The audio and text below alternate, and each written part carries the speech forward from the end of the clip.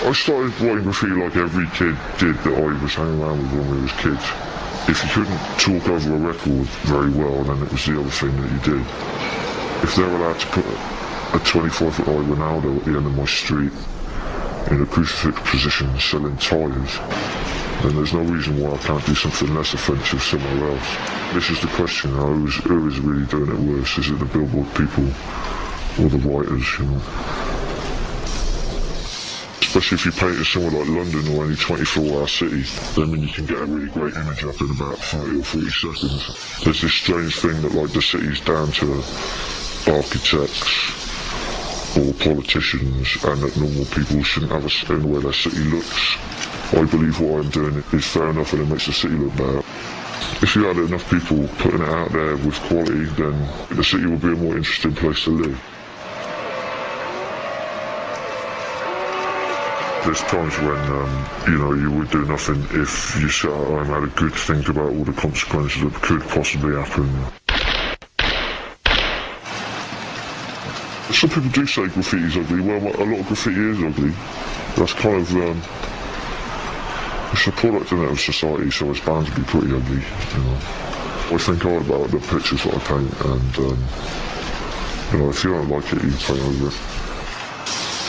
I don't know, people are very fond of behaving themselves. That's the thing these days, you know. I mean, it never ceases to amaze me how people, how more people don't just decide to go out and rustle something up on a street. Oh, the old bill are a big part of the creative process in you making the picture, because in how you cut it, how much detail you put into it, and then, how you think you can pull it off. They're like this third party who are in there helping you make these decisions on a design, right? I'm into using the Mona Lisa because it goes back to that whole question about graffiti, is it art or is it not? And even if you put a bazooka on her shoulder, it's still kind of art. It's a better spot than the Society Gallery, painting off Leicester Square. I have to get on the tube up to Swiss Cottage and kiss the ass of some Tory to collect your work for people to see your picture, Your picture is there.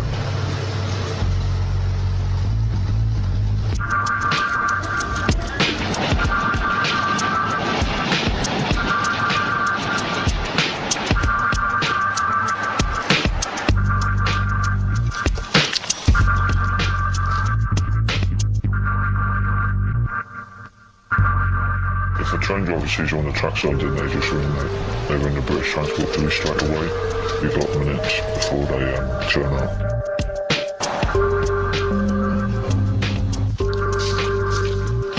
If you can be asked to get up in the middle of the night, go out armed with paint and paint pictures that people see when they're sitting on a train on their way into work, then you are in the entertainment business. And also, you're also in the start of revolution business. And a bit of both is probably ideal.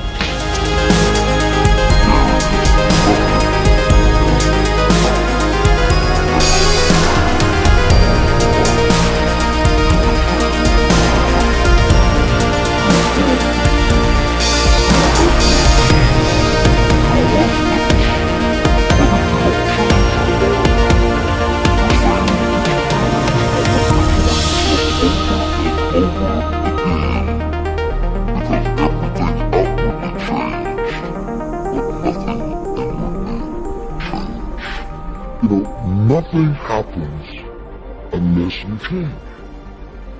So change is not our enemy, it's our friend. There's a season that you may go through a difficult period, but that is to wake up your ability to change. You cannot become what you were born to be unless you are not willing to change into something you are not. This is why change is so important. I like what it says here. Shakespeare says, sweet are the uses of adversity.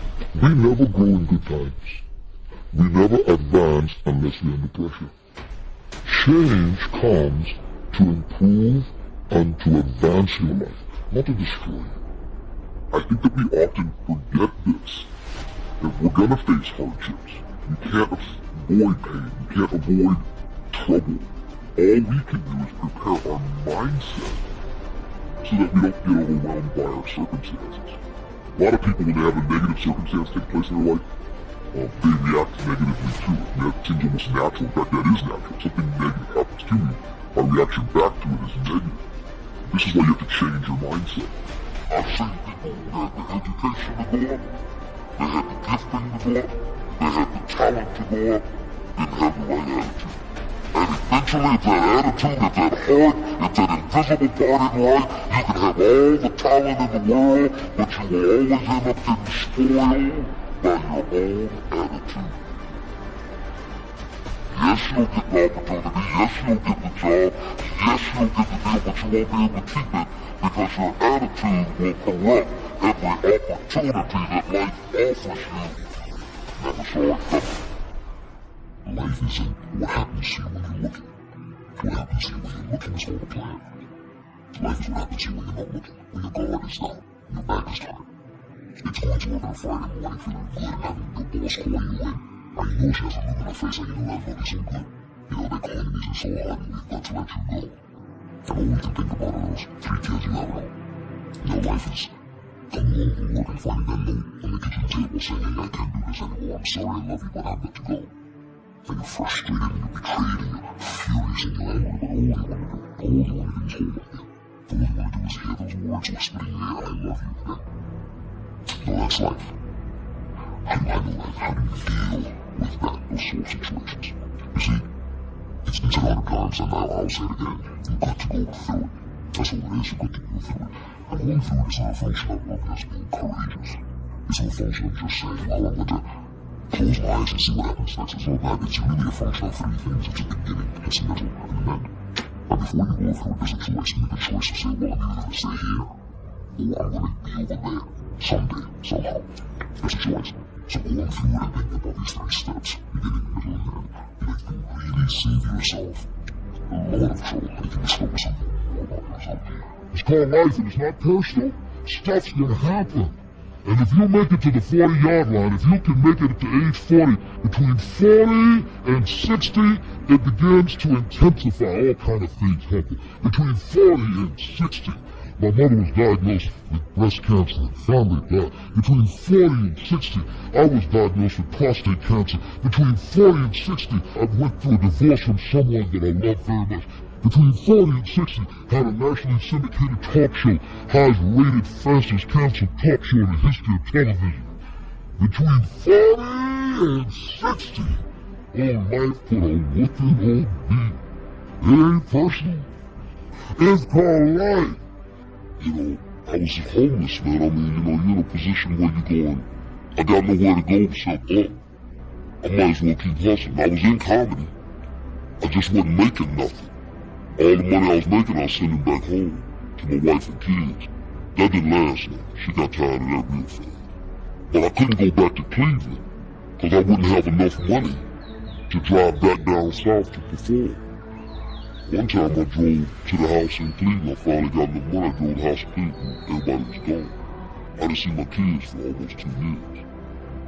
They just left, boarded up the house. So next thing you know, I'm in the car. I lived there, but it taught me determination, man. I'm a really, really determined person. It also taught me that no matter what happens to you, it ain't over. I was determined to be something. As long as God wakes you up, that means He ain't through with you yet.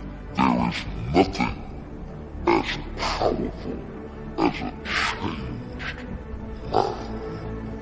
The only way off of welfare is to change your default settings. The only way to get a good education is to change your default settings. As long as you're programmed with what you can't do, and what you can't be, and what you can't have, you will never get up. But I dare you to go into your phone.